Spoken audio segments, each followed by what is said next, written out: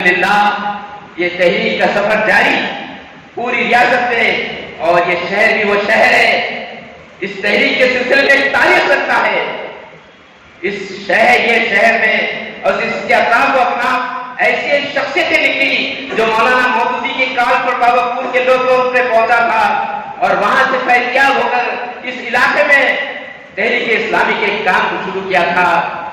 بھائیوں، کیسی کچھ کیفیت تھی؟ وہ اعتماد کی کیفیت، وہ احترام کی کیفیت، وہ محبت کی کیفیت، وہ کیسے پیدا ہوئی؟ اسی شہر میں 1960 میں فساد ہوا۔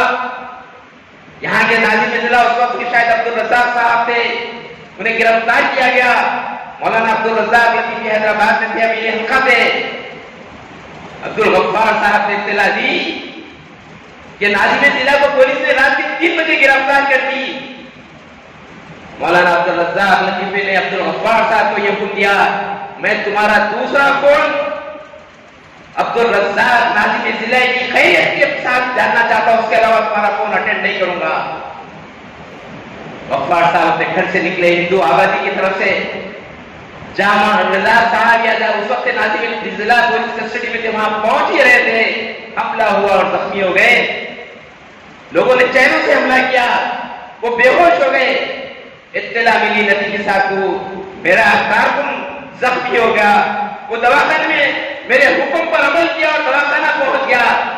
وہ حیدرآباد میں صلاح الدین اویسی صاحب سے ربط پیدا کیا اور دیگر علماء کرام سے ربط پیدا کیا، ذمہ داران ملت کو لے کر اپنا قافلہ لے کر حیدرآباد سے نظام آباد کے دواخانہ پہنچا۔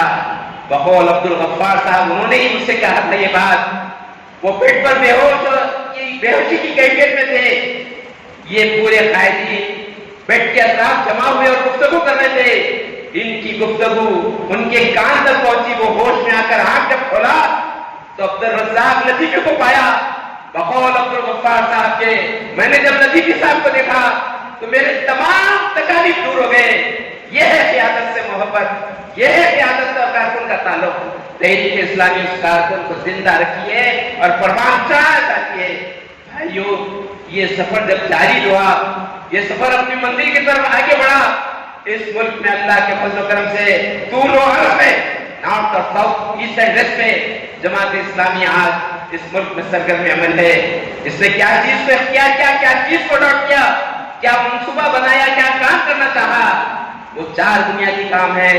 سب سے پہلے اس نے وابستگان تحریک کو ریپرزینٹ کیا، تمہیں اس ملک میں کرنا ہے کام تو یہاں کی غیر مسلم آبادی تک اسلام کی دعوت پہنچانا ہے۔ یہ ہماری ریسپانسبلٹی ہے۔ جب تک یہاں کی آبادی اس نظریے سنکولین کو قبول نہیں کرے گی، اس وقت تک نظام کے قائم ہونے کا تصور نہیں کر سکتے۔ آج وہ قائم تو رکھ سکتے، ہم تمنا کے ساتھ جی سکتے، صبح اور شام ہو سکتی، لیکن اس ملک میں دین کو قائم کرنا ہے تو یہاں کی اکثریت کے قلوب کو بھی، ان کے دل کو بھی، ان کے در کو بھی دستک دینا پڑے گا۔ جماعت اسلامی کے کارکن پورے ملک میں یہاں کی آبادی تک خدا کا پسندیدہ دین پہنچاتی ہے، ان کی اپنی زبانوں میں پہنچاتی ہے، ان سے رابط پیدا کر کے پہنچاتی ہے، ان کے سامنے یہ بات رکھتی ہے کہ تمہاری دنیاوی اور اخروی کامیابی کا دارومدار اللہ کے پسندیدہ دین پر ہے۔ تم اس کو سنیں گے نہیں، سمجھیں گے نہیں، اس کی طرف مائل نہیں ہوگے، تم دنیا میں ہو سکتا ہے کچھ حکمران بن جائے لیکن آخرت میں ناکام اور نامراد ہو جائے گی۔ جماعت اسلامی نے پہلے جس بنیاد پہ کام کرنا شروع کی ہے وہ دعوت کا کام ہے۔ آج کیڈر کے ایک ایک فرد کی ذمہ داری ہے، اور اب تو ہماری 2014 کے بعد ذمہ داری بڑھ گئی ہے۔ اب تو یہ ریسپانسبلٹی ہماری مزید بڑھ گئی ہے، ہماری رفتار کو بڑھانا ہوگا، ہمیں آگے بڑھنا ہوگا۔